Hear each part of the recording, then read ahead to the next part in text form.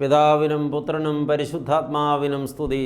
ആദി മുതൽ നമ്മുടെ മേൽ ദൈവകരുണയും മനോഗുണവും എന്നേക്കും ഉണ്ടായിരിക്കട്ടെ. ആമേൻ. ദൈവത്തിൻ്റെ പരിശുദ്ധമായ പൊന്നു തിരുനാമത്തിന് മഹത്വമുണ്ടാകട്ടെ.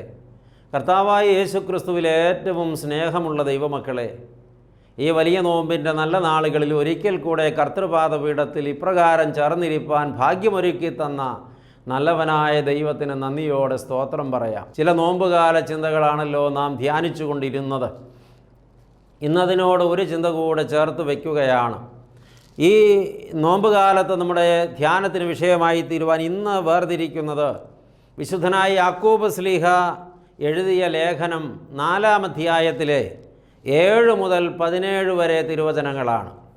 വിശുദ്ധ യാക്കോബ് ശ്ലീഹ എഴുതിയ ലേഖനം 4-ാം അധ്യായത്തിലെ 7 മുതൽ 17 വരെ തിരുവചനങ്ങൾ. ഈ വേദഭാഗം മുഴുവനായിട്ടും ഇപ്പോൾ നിങ്ങൾ വായിച്ച് കേൾപ്പിക്കുന്നില്ല, നിങ്ങളത് വായിച്ചു കൊള്ളുമെന്ന് തന്നെ വിശ്വസിക്കുകയാണ്. 7-ാം വാക്യം ഇങ്ങനെ പറയുകയാണ്: ആകയാൽ നിങ്ങൾ ദൈവത്തിന് കീഴടങ്ങുവീൻ, പിശാചിനോട് എതിർത്ത് നിൽപ്പീൻ, എന്നാൽ അവൻ നിങ്ങളെ വിട്ട് ഓടിപ്പോകും. ദൈവത്തോടടുത്ത് ചെല്ലുക, ദൈവത്തിന് കീഴടങ്ങുക, പിശാചിനോട് എതിർത്ത് നിൽക്കുക. ഒരു ദൈവ പൈതലിനെ നോമ്പുകാലത്ത് ഏറ്റവും പാലിക്കേണ്ട കാര്യമായി അപ്പോസ്തലൻ പ്രബോധിപ്പിക്കുകയാണ്. ദൈവത്തോടടുത്ത് ചെല്ലുക, ദൈവത്തിന് കീഴടങ്ങുക, അപ്പോൾ തന്നെ പിശാചിനോട് എതിർത്ത് നിൽക്കുക. നമ്മുടെ ആത്മീക ജീവിതത്തിൻ്റെ വിജയത്തിന് അനിവാര്യമായ ഒരു കാര്യം അതാണ്. പിശാചിനോട് അടുത്ത് ചെന്നാൽ, പിശാചിന് കീഴടങ്ങിയാൽ നാം ദൈവത്തിൽ നിന്ന് അകലെയായി പോകും, പിശാചിൻ്റെ പിടിയിലായി പോകും. അങ്ങനെ വരുമ്പോഴാണ് ഒരു വ്യക്തിയുടെ ജീവിതത്തിൽ പാപത്തിന് അധികാരം നടത്താൻ പറ്റുന്നത്. ഏതെങ്കിലും ഒരു വിശ്വാസി പാപത്തിൻ്റെ പിടിയിൽ അമർന്നെങ്കിൽ അതിൻ്റെ അർത്ഥം പിശാചിനോട് അടുത്ത് ചെന്നു, പിശാചിന് കീഴടങ്ങി എന്നാണ്.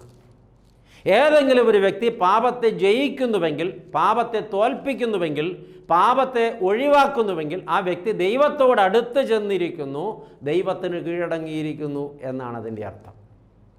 നമുക്ക് ഈ നോമ്പുകാലത്ത് ദൈവത്തോടടുത്ത് ചെന്ന് ദൈവത്തിന് കീഴടങ്ങിയിരുന്നു കൊണ്ട് പിശാചിനോട് എതിർത്ത് നിൽപ്പാനുള്ള ഊർജവും ആർജവവുമാണ് സമ്പാദിക്കേണ്ടത്.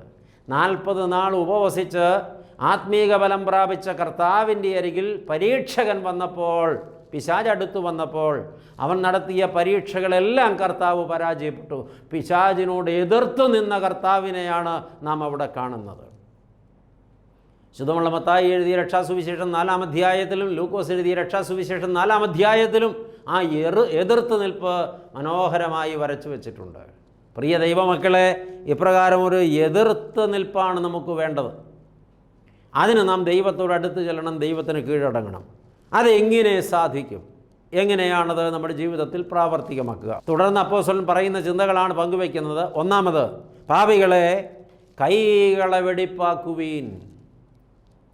കൈകൾ കൊണ്ട് പാപം ചെയ്യുന്നവരോടാണല്ലോ പറയുന്നത്, നിങ്ങളുടെ കൈകളെ വെടിപ്പാക്കുവിൻ. കൈകളുടെ പ്രവർത്തികൾ ഓരോന്നും മനസ്സിൻ്റെ തീരുമാനങ്ങളാണ്. അപ്പോൾ കൈകൊണ്ട് പാപം ചെയ്യുന്ന ഏത് വ്യക്തിയും തൻ്റെ മനസ്സിൻ്റെ തീരുമാനം കൈകൊണ്ട് നടപ്പാക്കിയിരിക്കൊണ്ട് മനസ്സുകൊണ്ടത്രേ പാപം ചെയ്യുന്നത് എന്ന് നാം മനസ്സിലാക്കണം. കൈകളെ വെടിപ്പാക്കുക. ദാവീദ് മഹാരാജാവിൻ്റെ കൈകൾ അന്യായം പ്രവർത്തിച്ചു. വേദപുസ്തക ചരിത്രം പഠിക്കുമ്പോൾ നമുക്കതറിയാം. ദൈവമായ കർത്താവ് ഒരിക്കൽ തനിക്ക് ഏറ്റവും പ്രിയനായ ദാവീദിനോട് പറയുന്നുണ്ട്: ദാവീദേ, നീ എനിക്ക് വേണ്ടി ഒരു ആലയം പണിയണം. ദൈവം അതിൻ്റെ പ്ലാനും പദ്ധതിയും സ്കെച്ചും ഒക്കെ ദാവീദിന് കൊടുത്തു. ദാവീദ് അതിനു വേണ്ടി ധാരാളം അസംസ്കൃത വസ്തുക്കളൊക്കെ ശേഖരിച്ചു. പണിയൊക്കെ ആരംഭിക്കാമെന്നൊരു തലത്തിലെത്തിയപ്പോൾ ഒരു നാളിൽ ദൈവം ദാവീദിനെ വിലക്കി. വേണ്ട, നിൻ്റെ കൈ കൊണ്ട് ഇനി എനിക്ക് ആലയം പണിയണ്ട, കാരണം ആ കൈകളിൽ രക്തക്കറ പുരണ്ടിട്ടുണ്ട്. മുൻപ് ദാവീദ് ഒരുപാട് പേരെ കൊന്നവനാണ്, ശത്രുക്കൾ ഒരുപാട് പേരെ തൻ്റെ വാൾ കൊണ്ട് വെട്ടിയവനാണ്. അപ്പോഴൊന്നും ദൈവം ഇങ്ങനെ ഒരു കാര്യം ദാവീദിനോട് പറഞ്ഞിട്ടില്ല. പക്ഷേ ഇപ്പോഴത് പറയാൻ കാരണം എന്താ? തൻ്റെ വിശ്വസ്ത പടയാളിയായ ഊറിയാവിനെ, അവൻ്റെ ഭാര്യയെ സ്വന്തമാക്കേണ്ടതിനായി കൊലയ്ക്ക് കൊടുത്ത ദാവീദ് കുറിമാനമെഴുതിയത് ഈ വിരൽ കൊണ്ടാണ്. ഈ പാവപ്പെട്ട ഊറിയാവിൻ്റെ രക്തം ദാവീദിൻ്റെ കരങ്ങളിൽ പതിഞ്ഞിരിക്കൊണ്ട് നിഷ്കളങ്കൻ്റെ രക്തം പതിഞ്ഞ കൈയായതുകൊണ്ട് കൈ കൊണ്ട് ആലയം പണിയുണ്ട്. ആ കൈകൾ വിശുദ്ധമല്ല എന്നാണ് പറഞ്ഞതിൻ്റെ അർത്ഥം. വിശുദ്ധമല്ലാത്ത കൈകൾ കൊണ്ട് അർപ്പിക്കുന്ന ഒരു വഴിപാടും ദൈവത്തിന് സ്വീകാര്യമല്ല എന്നൊരു ചിന്ത കൂടെ ഇവിടെ ഉണ്ട്. പ്രിയപ്പെട്ടവരെ, കൈകൾ കൊണ്ട് പാപം ചെയ്യുന്ന അനേകർ ഒരു പക്ഷേ ഇന്ന് ലോകത്തുണ്ട്, ഇത് കേൾക്കുന്നുമുണ്ട്. കൈക്കൂലി വാങ്ങുന്നവർ, കള്ളയൊപ്പിടുന്നവർ, കോഴ കൊടുക്കുന്നവരൊക്കെ കൈകൊണ്ട് പാപം ചെയ്യുന്നവരാണ്. അങ്ങനെ ചെയ്യുന്നവരോടാണ് പറയുന്നത്, നിങ്ങളുടെ കൈകളെ വെടിപ്പാക്കുവീൻ. മനസ്സിൻ്റെ തീരുമാനമാണല്ലോ കൈകൾ നടപ്പിലാക്കുന്നതെന്ന് ആദ്യം പറഞ്ഞു. പ്രിയപ്പെട്ടവരെ, തിരിച്ചറിയുക, ഈ കൈകൾ മലിനപ്പെട്ടതെങ്കിൽ, അത് അശുദ്ധിയിലേക്ക് നീട്ടപ്പെട്ടതെങ്കിൽ, അത് പ്രമാണലംഘനപ്രകാരം പ്രവർത്തിക്കാൻ ചലിക്കുന്നുവെങ്കിൽ ആ കൈകളെ വെടിപ്പാക്കുന്നതാകണം നോമ്പ്. അപ്പോഴാണ് ദൈവസന്നിധിയിൽ നാം അടുത്തു ചെല്ലുന്നത്, ദൈവത്തിന് കീഴടങ്ങുന്നത്, പിശാചിനോട് എതിർത്ത് നിൽക്കുന്നത്. വീണ്ടും പാപത്തിന് കൈ നീട്ടുന്നുവെങ്കിൽ നാം പിശാചിൻ്റെ അടിമത്വത്തിലേക്ക് സ്വയം വീണു പോവുകയാണ്, ഏൽപ്പിച്ചു കൊടുക്കുകയാണെന്ന് വരും. പാടില്ല എന്ന് ഇവിടെ താക്കീത് ചെയ്യുകയാണ്. കൈകളെ വെടിപ്പാക്കാതെ ആര് നോമ്പനുഷ്ഠിച്ചാലും അത് നോമ്പല്ല. ചില ഭക്ഷണപാനീയങ്ങൾ ഉപേക്ഷിച്ചതുകൊണ്ടോ, കുമ്പിട്ട് നമസ്കരിച്ചതുകൊണ്ടോ, യാമപ്രാർത്ഥനകൾ പൂർത്തിയാക്കിയതുകൊണ്ടോ, കുംഭസാരമെന്ന ചടങ്ങ് നടത്തിയതുകൊണ്ടോ നോമ്പ് സ്വീകാര്യമാകില്ല. നോമ്പ് സ്വീകാര്യമാകണമെങ്കിൽ കൈകളെ വെടിപ്പാക്കണം. നോമ്പ് തീരുന്നത് വരത്തേക്കല്ല, എന്നേക്കുമായി കൈകളെ വെടിപ്പാക്കണം. ഇനി എൻ്റെ കൈ കൊണ്ട് അശുദ്ധമായത് ഞാൻ ചെയ്യില്ല എന്നൊരു തീരുമാനമെടുക്കണം. സക്കായിയുടെ മാനസാന്തരം പോലെ ആകണം അത്. അന്യായമായി വാങ്ങിയതൊക്കെ മടക്കി കൊടുക്കുന്ന ഒരനുഭവമുണ്ടാകണം. അതില്ലെങ്കിൽ സ്വാഭാവികമായും കൈകൾ അശുദ്ധമാണ്. ആ വ്യക്തിയുടെ നോമ്പല്ല. വീണ്ടും പറയുന്നു അപ്പോസ്തലൻ, തുടർന്ന് പറയുന്നത്, ഇരു മനസ്സുള്ളവരെ ഹൃദയങ്ങളെ ശുദ്ധീകരിപ്പീൻ. നോമ്പാകണമെങ്കിൽ ചെയ്യേണ്ട കാര്യമാണ്. ഇരു മനസ്സുള്ളവരെ ഹൃദയങ്ങളെ ശുദ്ധീകരിപ്പീൻ. എന്താണ് ഈ ഇരു മനസ്സ്? രണ്ട് ഇടങ്ങളിൽ ഒരേ സമയത്ത് മനസ്സ് കേന്ദ്രീകരിക്കുക. രണ്ടിടങ്ങളിൽ ഞാൻ ഉണ്ട് എന്ന് ബോധ്യപ്പെടാനും ബോധ്യപ്പെടുത്താനും ശ്രമിക്കുക. എന്താ അതിൻ്റെ അർത്ഥം? ഞാൻ ദൈവത്തോടു കൂടെയാണെന്ന് ദൈവത്തെ ബോധ്യപ്പെടുത്താൻ ശ്രമിക്കുമ്പോൾ തന്നെ പിശാചിനോടുകൂടെ ആയിരിക്കുന്ന അവസ്ഥ. ഇതാണ് ഇരു മനസ്സുള്ളവരുടെ ജീവിതശൈലി എന്ന് തിരിച്ചറിയുക. ദാവീദിൻ്റെ ഹൃദയം ശരിക്കും ഇരു മനസ്സുള്ള ഹൃദയമായിരുന്നില്ലേ? ദാവീദ് ദൈവത്തോടു കൂടെയാണ്, ദൈവത്തിന് വേണ്ടി സങ്കീർത്തനങ്ങൾ പാടുന്നവനാണ്, ദൈവത്തിന് വേണ്ടി ഇസ്രായേലിനെ നയിക്കുന്ന രാജാവാണ്. പക്ഷേ അവൻ്റെ ഹൃദയം ബത്ശേബയോട് പറ്റിപ്പോയി. പാപം ചെയ്യാൻ അവന് പ്രേരണയുണ്ടായി. അവൻ പാപത്തിൽ മുഴുകി. അവസാനം അതിനെ ന്യായീകരിക്കാൻ വേണ്ടി ഊരിയാവിനെ ചതിക്കാൻ അവൻ തീരുമാനിച്ചു. ചതിവിൽ ഊരിയാവ് പെട്ടില്ല എന്ന് കണ്ടപ്പോൾ അവനെ കൊല്ലാൻ തീരുമാനിച്ചു. ഊരിയാവിനെ കൊല്ലുവാൻ കുറിവാനം എഴുതി കൊടുത്തു. അവനെ കൊലയ്ക്ക് കൊടുത്തു, കൊന്നു. എന്നിട്ട് ദാവീദ് ദൈവസന്നിധിയിൽ നല്ല പിള്ളയായി നിൽക്കുകയാണ്. ഇരു മനസ്സുള്ള ദാവീദിനെയാണ് നമ്മളിവിടെ കാണുന്നത്. നമ്മൾ അനേകരുടെ ജീവിതത്തിന് ഇങ്ങനെയുള്ള നിലവാരമല്ലേ പ്രിയപ്പെട്ടവരെ ഉള്ളത്?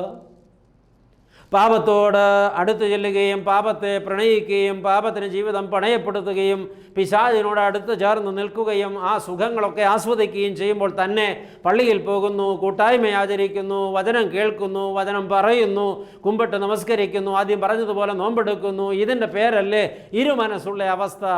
എന്നിട്ട് അപ്പോസ്തലൻ ചോദിക്കുകയാണ്, ഇങ്ങനെയാണോ നോമ്പെടുക്കേണ്ടത്? നിങ്ങൾ നിങ്ങളെ തന്നെ വിശുദ്ധീകരിപ്പീൻ. മറ്റൊരു കഥാപാത്രമാണ് ഇസ്കറിയോത്ത യൂദായുടെ മനസ്സിൽ ദ്രവ്യാഗ്രഹമായിരുന്നു.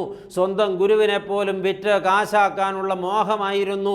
അത് ഉള്ളിൽ വെച്ചുകൊണ്ട് അവൻ കർത്താവിനോട് കൂടെ നടന്നതാണ് കണ്ടത്. ഇരു മനസ്സുള്ളവനായിരുന്നവൻ. കർത്താവിൽ നിന്നവൻ എല്ലാ ആനുകൂല്യങ്ങളും പ്രാപിച്ചു. കർത്താവ് കൊടുത്ത വരദാനങ്ങൾ വെച്ചവൻ രോഗികളെ സുഖപ്പെടുത്തി, കയ്യടി വാങ്ങി. എന്നാൽ പ്രിയപ്പെട്ടവരെ, അപ്പോഴും അവൻ്റെ മനസ്സിൽ ഒരേ ഒരു മോഹം, ദ്രവ്യാഗ്രഹം.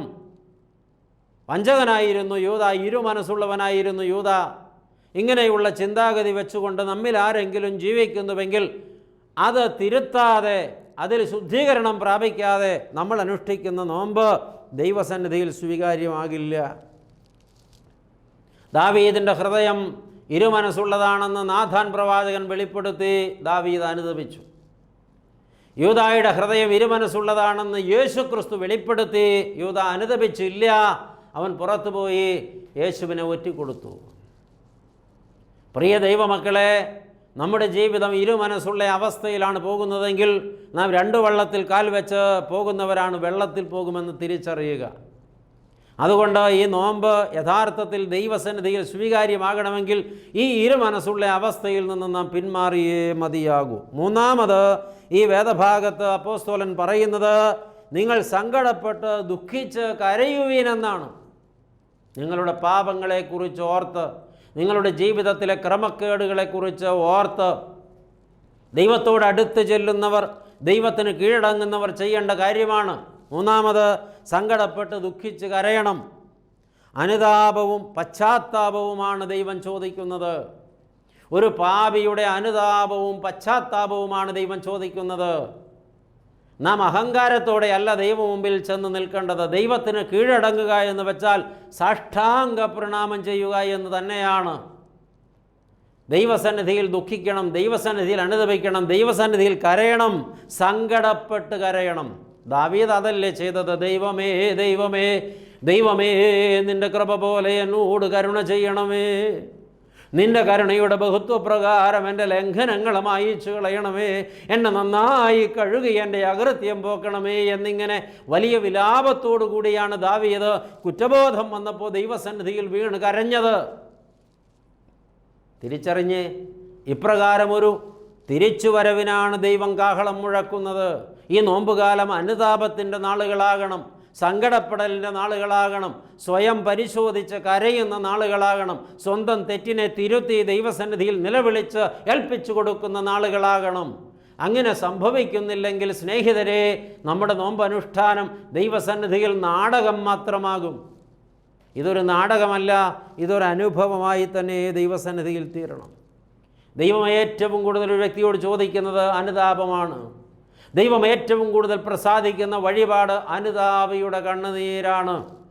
അതിലും വില കൂടിയൊരു വഴിപാട് ദൈവത്തിന് കൊടുപ്പാനില്ല.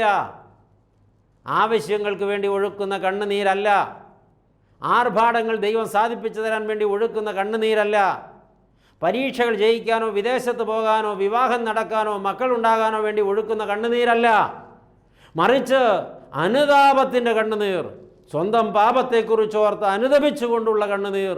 ഞാൻ പാപിയാണ്, പാപിയാണ്, ഞാൻ പിഴയാളിയാണ്, എൻ്റെ പിഴ എന്ന് ഏറ്റുപറഞ്ഞുകൊണ്ട് ദൈവസന്നിധിയിൽ ഒഴുക്കുന്ന കണ്ണുനീർ.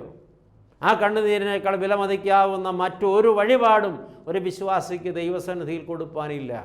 അതില്ലെങ്കിൽ മറ്റേത് വഴിപാട് സമർപ്പിച്ചിട്ടും ദൈവം പ്രസാദിക്കില്ല. ദൈവമക്കളെ, ശിമോൻ്റെ വീട്ടിൽ വിരുന്നിലിരുന്ന കർത്താവിൻ്റെ പാദപീഠത്തിൽ പാപിനിയായ സ്ത്രീ മുഴങ്കാൽ മടക്കിയിരുന്ന് കണ്ണുനീര് കൊണ്ട് അവൻ്റെ പാദം കഴുകി തലമുടി കൊണ്ട് തുവർത്തുന്ന രംഗം നിങ്ങൾ ഓർക്കുന്നില്ലേ? ആ സ്ത്രീ വലിയ പാപിനിയായിരുന്നു. പക്ഷേ കണ്ണുനീര്, സങ്കടത്തിൻ്റെ കണ്ണുനീർ, അനുതാപത്തിൻ്റെ കണ്ണുനീർ യേശു മശിഹാ തമ്പുരാൻ്റെ പാദപീഠത്തിൽ വീണപ്പോൾ തമ്പുരാൻ അവളുടെ സകല തെറ്റും ക്ഷമിച്ചു. ഈ നോമ്പാകുവാൻ അനുതാപത്തിൻ്റെ, സങ്കടപ്പെടലിൻ്റെ, കണ്ണുനീരിൻ്റെ സമർപ്പണമായി ഇത് മാറട്ടെ. അതെ, പാപത്തെക്കുറിച്ചുള്ള പശ്ചാത്താപത്തിൻ്റെ സമർപ്പണം. നാലാമത് ഈ വേദഭാഗത്ത് അപ്പോസ്തലൻ ഓർമ്മിപ്പിക്കുന്നത് കർത്താവിൻ്റെ സന്നിധിയിൽ താഴുവീനെന്നാണ്. ദൈവത്തിന് കീഴടങ്ങുക, ദൈവത്തോട് അടുത്ത് ചെല്ലുക, അതിൻ്റെ അർത്ഥം ദൈവസന്നിധിയിൽ താഴുക എന്നാണ്. എന്ന് വെച്ചാൽ വിനയപ്പെടുക. സ്വയം ദൈവമാക്കുന്നവർക്ക് ഒരിക്കലും താഴ്മപ്പെടാൻ കഴിയില്ല. ഇന്ന് അനേകം ആളുകൾക്ക് ആരുടെ അരികിലും പ്ലീസ് ചെയ്ത് നിൽക്കാൻ അറിയില്ല, ആരോടും ബഹുമാനം കാണിക്കാൻ അറിയില്ല, ആരെയും ആദരിക്കാൻ അറിയില്ല. എല്ലായിടത്തും തികഞ്ഞ ധിക്കാരത്തോടെ പെരുമാറുന്നു.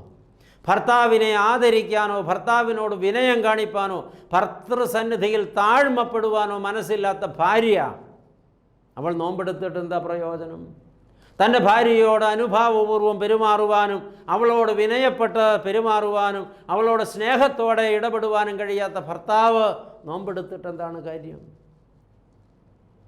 പ്രിയപ്പെട്ടവരെ, ചിന്തിക്കേണ്ട വിഷയമാണ്. ഇന്ന് ആദരിക്കേണ്ട ആളുകളോട് ആദരവ് കാണിക്കാൻ അനേകർക്ക് കഴിയാത്തതിൻ്റെ കാരണം എന്താ? അവർ അഹങ്കാരികളായതുകൊണ്ടാണ്, അവർ സ്വയം ആരാധകരായതുകൊണ്ടാണ്. എനിക്ക് ആരെയും പേടിക്കേണ്ട കാര്യമില്ല എന്നൊക്കെ ചിലർ പറയുന്നു. എന്തേ? അഹങ്കാരമാണ്. ഞാനെല്ലാം തികഞ്ഞൊരാളാണ്, ഞാൻ എല്ലാറ്റിനും ഉപരിയായ ആളാണ് എന്ന ചിന്ത. ഈ മുതിർന്നവരെ കാണുമ്പോൾ എഴുന്നേൽക്കുക, ആചാര്യന്മാരെ കാണുമ്പോൾ എഴുന്നേൽക്കുക, ഗുരുക്കന്മാരെ കാണുമ്പോൾ എഴുന്നേൽക്കുക, അവരോട് ആദരവ് പ്രകടിപ്പിക്കുക എന്നുള്ളതൊക്കെ മാന്യതയുടെ അടയാളപ്പെടുത്തലുകളാണ് പ്രിയപ്പെട്ടവരെ. എന്നാൽ ചില ആളുകളുണ്ട്, ആരെ കണ്ടാലും എഴുന്നേൽക്കില്ല, ആരോടും ഒരു ആദരവും കാണിക്കില്ല. അവരങ്ങനെ തന്നെ അങ്ങ് ഇരുന്ന് സ്വയം അങ്ങ് രാജാവാവുകയാണ്. അഹങ്കാരമല്ലേ പ്രിയപ്പെട്ടവരെ? ജീവിതത്തിൽ മനസ്സുകൊണ്ട് ശരീരം കൊണ്ട് പൊങ്ങുമ്പോഴും മറ്റുള്ളവരുടെ മുമ്പിൽ ആദരവ് പ്രകടിപ്പിക്കുമ്പോഴും മനസ്സുകൊണ്ട് ഒട്ടും കീഴടങ്ങാത്ത അവസ്ഥ, അതും അഹങ്കാരമല്ലേ പ്രിയപ്പെട്ടവരെ?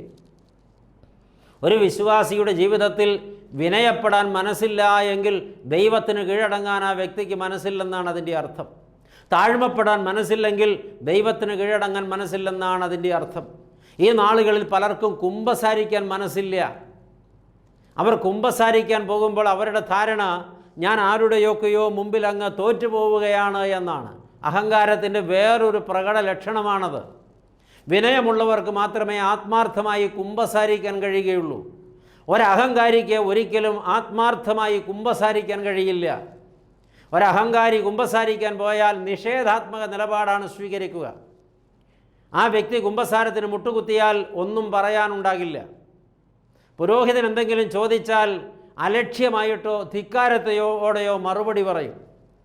ആ വ്യക്തി തികച്ചും നിഷേധാത്മക നിലപാട് കുമ്പസാരത്തിൽ സ്വീകരിക്കുന്നുവെങ്കിൽ ആ വ്യക്തി ഒരു അഹങ്കാരിയാണ്. ചിലർ ചോദിക്കും, പാപം ചെയ്യാത്ത മനുഷ്യരാരാ ഉള്ളത്?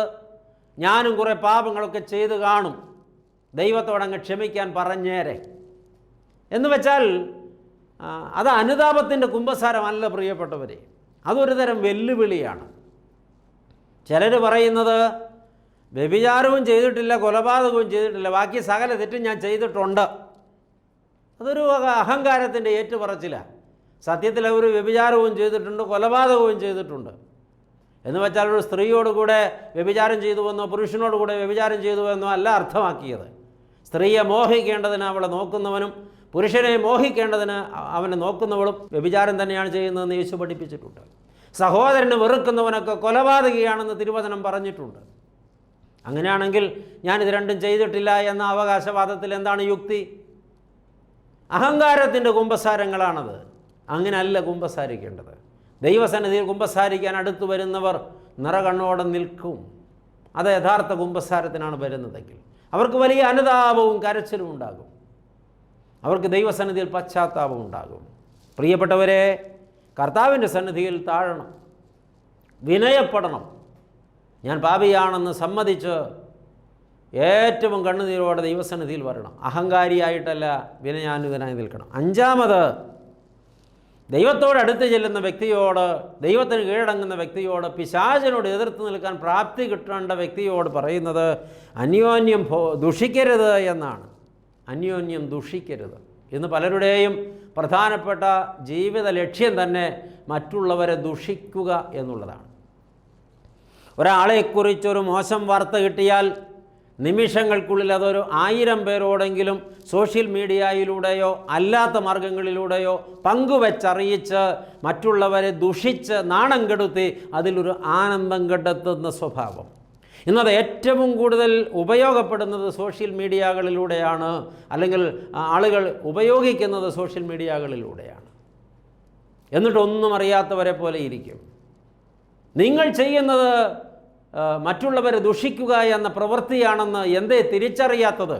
വേറൊരാളെക്കുറിച്ച് ആക്ഷേപകരമായൊരു വാർത്ത കിട്ടിയാൽ അത് ഫോർവേഡ് ചെയ്യുന്നത് ദൈവസന്നിധിയിൽ നീതീകരിക്കാനൊക്കാത്തതാണ്.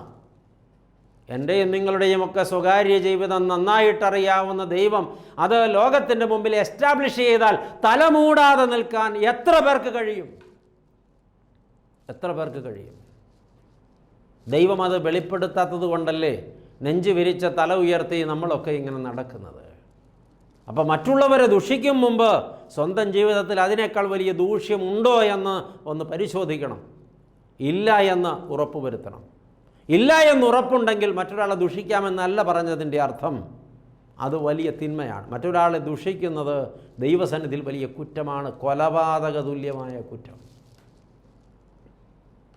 അയാൾ കൊലയാളിയാണ്. തേജോവധം ചെയ്യുക എന്നാണ് അതിൻ്റെ അർത്ഥം. മറ്റൊരാളെക്കുറിച്ച് അപവാദ പ്രചരണം നടത്തുമ്പോൾ ചിലർ പറയും അപവാദമൊന്നുമല്ല, ഉള്ളതാണ്. എങ്കിലും അയാളെക്കുറിച്ചൊരു മോശം വാർത്ത ലോകത്തിന് മുമ്പിൽ പ്രചരിപ്പിക്കുമ്പോൾ നീ തത്വത്തിൽ അയാളെ കൊല്ലുകയാണ്, നീ കൊലപാതകയാവുകയാണെന്ന് തിരിച്ചറിയണം. അന്യോന്യം ദുഷിക്കരുത്. ദുഷിക്കുന്നവനും വിധിക്കുന്നവനും ദൈവീക ന്യായ പ്രമാണത്തെ ദുഷിക്കുന്നു, തദ്വാര ദൈവത്തെ ദുഷിക്കുന്നു. ദൈവമരുതെന്ന് പറഞ്ഞത് ഒരാൾ ചെയ്യുമ്പോൾ ആ ആൾ ദൈവത്തെയാണ് ദുഷിക്കുന്നത്. പണ്ടൊക്കെ പരദൂഷണം പറയുകയായിരുന്നു, ഇപ്പോൾ പരദൂഷണം എഴുതി പ്രചരിപ്പിക്കുകയാണ്. പ്രിയപ്പെട്ടവരെ, അല്ലെങ്കിൽ വീഡിയോ ക്ലിപ്പുകളാക്കി അത് ലോകത്തിന് മുമ്പിൽ അവതരിപ്പിക്കുക, എന്നിട്ട് സ്വയം ഞെളിയുകയാണ്.